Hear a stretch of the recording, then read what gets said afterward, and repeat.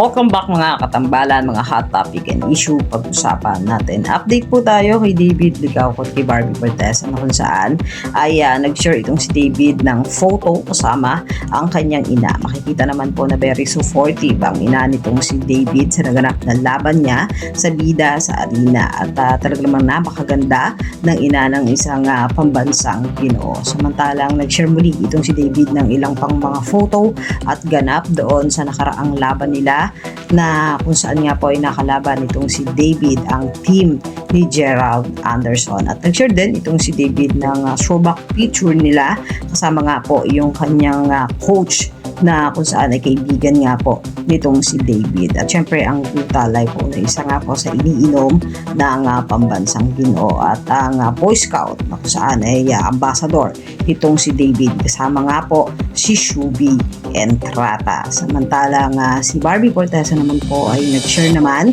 ng video na kung saan makikita na napakaganda ng isang Barbie Fortesa habang nagdi-video at napaka-cute nga po itong si Barbie. At bukod doon ay nag-guest naman itong si Barbie doon sa nakaraang guesting niya para po sa PRGGRD podcast na kung saan ay nakasama nitong si Barbie, sina Vince Maristella at makikita naman yung masayang naging kwentuhan at guesting nitong si Barbie. Makikita naman yung ilang mga photo at ganap doon sa nag-guest itong si Barbie. Yan po yung mga update natin ngayon kay David at kay Barbie. Kaya mga katambalan, ano masasabi nyo? Mag-comment lang sa comment section at pag-usapan natin. Yan ang mga hot topic and issue dito lamang sa Tambalang JK.